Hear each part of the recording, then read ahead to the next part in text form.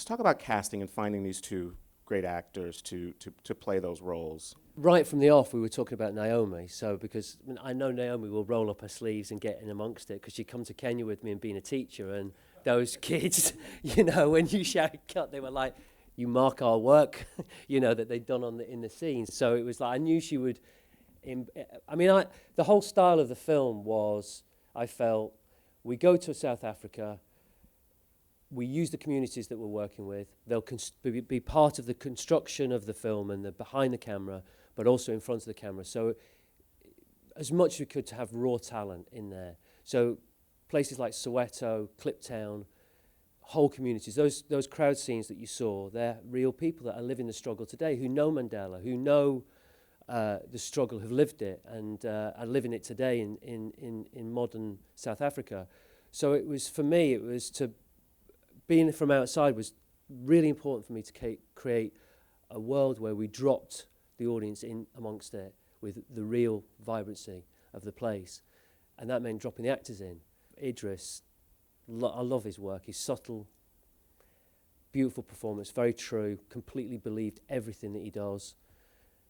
And I had an instinct, and there was a woman called Shaheen Baig, who's a UK casting director. And she said, "I've got an instinct you'd really get on with Idris." And I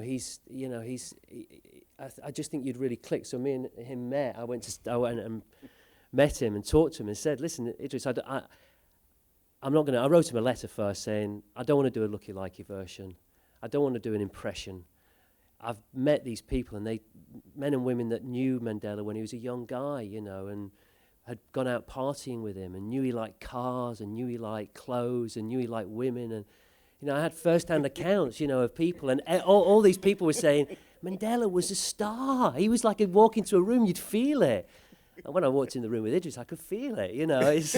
He's a star, but not a star in that kind of, but a warm, good man, you know. And that's what everybody was saying, you know. So when I said, "Listen, Idris, no one really knows what Mandela looked like as a young guy. Let's start that like that." Idris, since he started that, this is a role that I know, because I know we've seen you in the United States as, you know, Stringer Bell. We remember Stringer Bell from The Wire, and some of us who watch BBC America, we watch John Luther. So this is completely different. This is a real person. It's a biopic. The approach on every role is pretty much the same. You know, there's a certain amount of research that you have to do, whether the character is fictional or real, you know, because you have to, as an actor, or my particular, you know, sort of approach is to always understand who that person is, you know, even though we have what is on the script, but who is that person 360? What is he like when he's at home? What is he like when the cameras aren't on him? So that approach for Mandela is exactly the same as it is for, you know, Stringer or any of the other characters I've played. I think though with Mandela, there is a certain amount of, you know, restrictions as to what you can do. Your interpretation has to stay within the realms of, you know, the real person. Right. And in this instance, we had such a magnanimous man that, you know, the realms were very, very wide, you know. But the truth is, as a younger man, we don't know too much about him. And so, apart from the fact that Justin thinks that he and I have things in common, cars, women, and such, you know, I had a certain amount of freedom to sort of create what an interpretation of who the young Mandela was. And what I found in my research was that his presence was certainly one of his driving forces, the wind beneath his wings, so to speak, you know. You know, when he decided to become a lawyer and become the first black lawyer, it was definitely that sort of presence that got him into the room, that got, you know, that won the confidence of a Soweto that had no idea what a lawyer was. Mm-hmm. Did you know you could fight the law? What are you talking about? And so Mr. Mandela's presence was very much what the ANC found to be appealing and in enlisting in him. And, you know, I mean, Mandela is, you know, such a world citizen. Everyone knows who he is and what he sounds like. So you know, it is a bit of responsibility, but you have to ask the audience to trust me. I'm Idris, I act, and I want you to trust my interpretation, guided by what's your name again? Did you have a chance to meet with Mandela or correspond with him in any way? No, I didn't have a chance. He was sort of, you know, very ill at the time. He's much better now, thankfully, but he was very ill at the time and just not in the, Right. you know, in the frame to do that. But the foundation were very helpful to us, and the family was very helpful, especially Winnie and the two daughters. Yeah. This was definitely, without a doubt, the most challenging role that I've ever played because of the breadth of time that I was playing the character over, and also because of the amount of transitions that Winnie goes through. I almost feel as though Winnie is like 7 different people in one. People have such polarized opinions about who she is. And you'd speak to one person and they portray her in one light and then another in a completely different light. And it was really difficult for me to kind of create a comprehensive view of who this, and a cohesive view of who this woman was. And so it was a matter of like watching hours and hours of uncut footage of her being interviewed, reading biographies written about her, interviewing people who knew her and had met her, watching documentaries about the apartheid era, because obviously I'm British and going to South Africa, you know, you had to really swat up on their history. And I felt often like a researcher rather than an actor. You know, it was a hell of a lot of work. And I think what really helped me was actually Idris organised for us to go and have dinner with Winnie. And that was when it all came together for me, because I said, you know, how do you want to be portrayed? How do you want people to see you up on screen? And she said, look, you're the right person for this role. You've been chosen because you're the right person for it. You will have done your research. All I ask of you is to portray me faithfully. So she kind of gave me carte blanche to create her as I saw fit. And it was incredibly liberating for me, because up until that point, I'd felt straitjacketed by different people's ideas about how she should be played. And one of the great things that I love about acting is to be totally free, that I can use my imagination to create a character in any way that I see fit. But with a character that's a living character that's already made choices, then you have to, you're constrained by the choices they've already made in real life. And you have to do the research to find the emotional truth and behind why they made those choices. But to have her liberate me in that way and say, look, do your research and then you're free, was fantastic for me.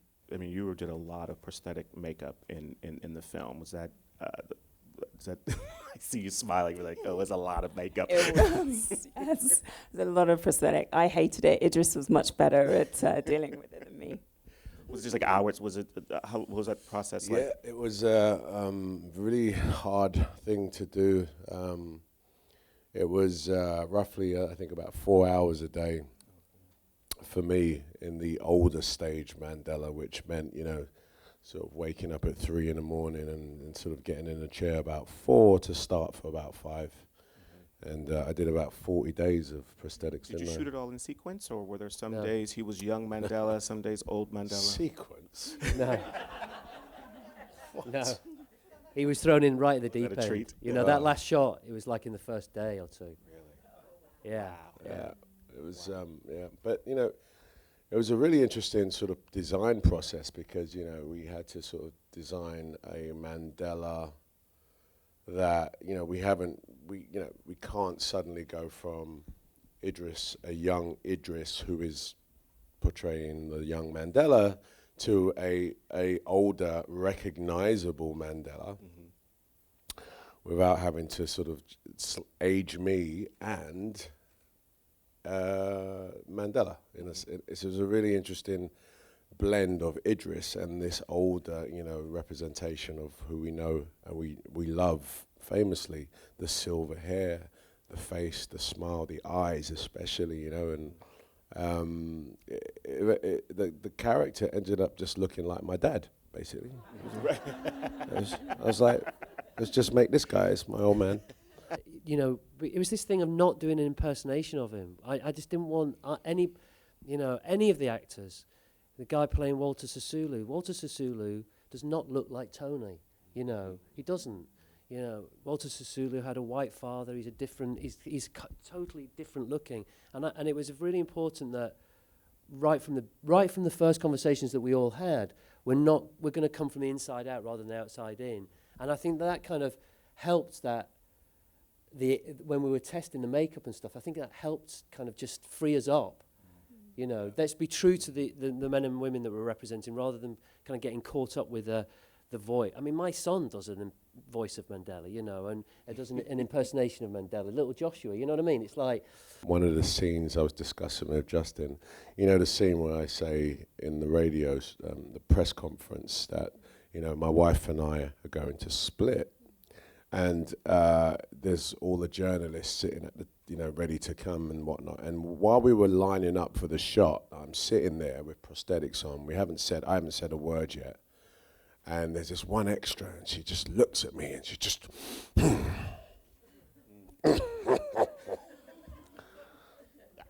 Is that a mask you have, Mandela? Oh, man, I was pissed. And I hadn't even said a word yet, hadn't done any acting, but that's for her, she was like, oh, I've been waiting here all day, and you're going to bring out a guy in a rubber mask, and this is Mandela? What, are you kidding me? Obviously then, you know, when I did my scene and that, you know, she kind of like, well, like you say, you know, felt the truth of what we were trying to do. And it was a slightly different, you know, sort of energy I got from her. But it's, you know, to Justin's point, you know, that for me it was tough to do the older Mandela scenes with a lot of extras because I was so conscious about the mask and, you know, that it didn't look like the real Mandela. Which actually, I guess, just really sort of burnt a hole in my, not burnt a hole, but put a fire into my ambition to want to be real and really be honest in those scenes, you know. Okay, so last question, and Naomie, I'm going to throw the last question at you. What do you think for you was probably one of the, I don't want to call it the most difficult, but I guess a scene that really stands out for you in the film that you really loved or part of it that you really loved doing? Love scenes. That's her question. I'm so proud of this movie, and I was so blown away when I finally saw it all cut together. You know, it was that I love all of it, you know, and I'm so impressed with Justin's work. You know, I just think it really is an extraordinary film and an extraordinary accomplishment, given the fact that, you know, we've all read Long Walk to Freedom. It's a dense book, you know. It's covering a huge expanse of history where there are so many events and these incredibly complex characters as well. And to distill it in 2 and a bit hours and to do such a brilliant job, I just think is really extraordinary. And not only to do that, but to also not make it seem like a historical lesson, which it doesn't. You know, it's a beautifully moving film with a love story at the heart of it. And so I couldn't pick a scene.